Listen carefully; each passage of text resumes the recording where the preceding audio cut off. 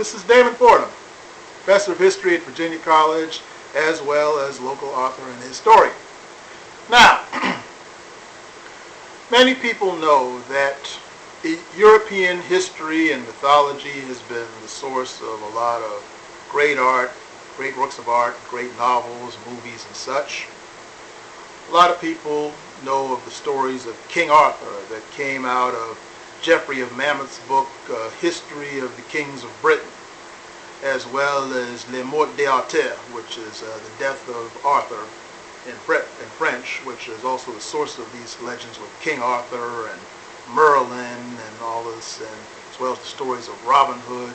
And then there's the Thor comic books, which came out of mythology, the ancient Germanic mythology. And Dr. Charles Moulton, in the early 1940s, used Greek mythology to create the comic book character of Wonder Woman. All that's great. But you know what else is a great mine filled with potential of great stories and great artwork that's not often realized? That of West African history and mythology, which are basically the ancestral stories of the black Americans who were mostly descended from West Africa, as well as those in the West Indies and Western Europe. Now, there's, of course, Egyptian mythology that, of course, deals with mummies and the histories dealing with King Tut and so forth, but that's East Africa, and I'm speaking here of West Africa, where many of the blacks in America, the West Indies, and England, and France, and other such places are descended.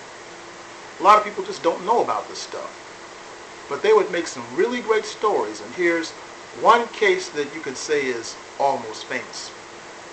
Now, during the days prior to the transatlantic slave trade, and even leading up to today, one of the great sources of information in West Africa was what was known as the griot.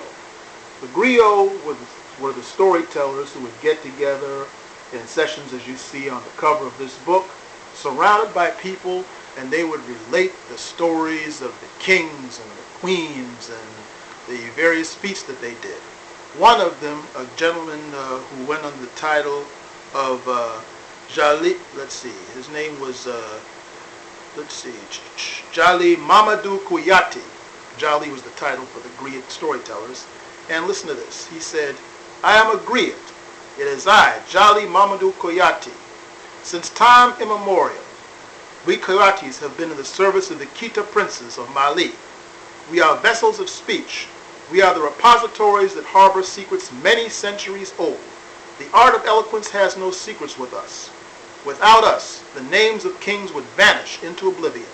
We are the memory of mankind, and by the spoken word, we bring the life, the deeds, and the exploits of the kings and the queens for the younger generations."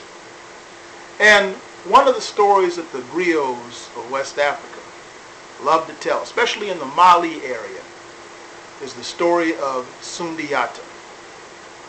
Sundiata was basically an actual king who was born around the 1200s AD. And around this time, and what we would know today as the area of around Mali in West Africa, where Timbuktu and Janae are and such, and would later be the source of great centers of knowledge, you had an evil king named Sumanguru, who was the leader of the Soso people. And so Sumanguru was an evil king known for robbing and molesting and depriving poor people their goods and so forth. Pretty wicked king.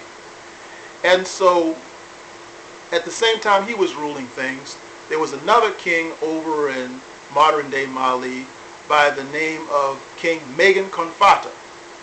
Now, Megan had several wives, and among them was a lady who was just considered buck ugly. She looked so bad, she was called the Buffalo Woman. So, the problem with King Megan was that he didn't have any kids of his own, in spite of these several wives. So one day, one of his messengers came into him. "Your Majesty, I have great tidings for you." "Oh, really? What is it?" "Your Majesty, one of your wives is with child." "Oh, really? Is it Amina?"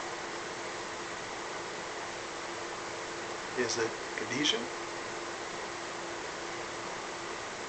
You don't mean the buffalo woman, do you? Well, the buffalo woman proudly carried the child to full semester, to the full extent, and so then finally the messenger came in. Your Majesty, your wife has just given birth to a son. Really? Oh, great. Can I see him? Well, Your Majesty, you might want to. Out of my way. I demand to see my son. Well, Majesty, you might not want to be too sure about. And so he finally got to see his son. And so when he pulled back and saw the son was hideously deformed. And that was a pretty big deal because, African kings, of course, values a lot of strength, physically and mentally. Well, anyway, King Megan died of natural causes. And finally, Sumanguru invaded the kingdom. And so he said, I demand to see the current king. Where is he? Well, he found Sundiata. And Sundiata, as it turned out, unfortunately, was very sick and barely able to walk and all this. And so King Sumanguru, with all of his arrogance, that's him standing up there, said, Bah! You are not even worthy of my sword. I will not even kill you. I will keep you around perhaps as a court jester. Begone with thee! This, of course, hurt Sundiata's pride. So the next 20 years, Sumanguru continued to wreak havoc and wreck and ruin upon the kingdom of Mali. But meanwhile, Sundiata had met with wise elders who trained him in skills as far as physical strength as well as mental wisdom.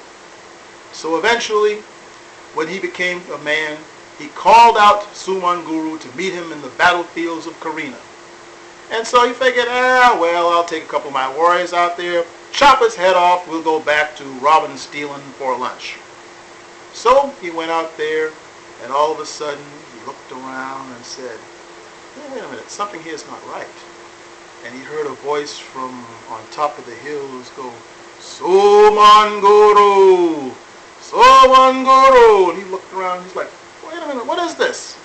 And he looked up from the valley of Karina and saw these Africans as far as the eye could see, and this huge, muscular man with a bald head holding his spear. Prepare to meet your doom for your years of oppression. And so he took his spear and whoosh, and it came down upon Sumanguru. And Sundiata became a wise ruler who ruled the kingdom from 1735 to his death in 1255 AD, making it a major kingdom of one of the great West African empires. Interesting story, right? Does it sound a little bit familiar to you? That's one of a number of variations given to that story over the years. And if it sounds familiar to you, think about this. The name Sundiata translates in English into hungering lion, which literally makes him a lion king. Think about it. Now, as far as I know, the Disney folks have never acknowledged this as the source of the story, but a number of scholars have noticed the similarities. And if you really want to learn more about this, the Sundiata story is told in many great books, such as, for example, African Heroes and Heroines by Carter G. Woodson, Woodson was also the founder of Black History Month. The version that I just told you came from this book, A Golden Age in Africa, by Daniel Chu and Elliot Skinner. And the motherlode of these books is this one, Sundiata, An Epic of Old Mali by D.T. Miani. Miani sat at the feet of a griot in West Africa and basically dictated a version of the story. So those of you who are writers, if you're looking for great source material for a novel or a movie or even a cartoon that will not only entertain but also inspire generations of children, go to the library, look up some West African history and mythology, and then be inspired. This is Damon Fordham.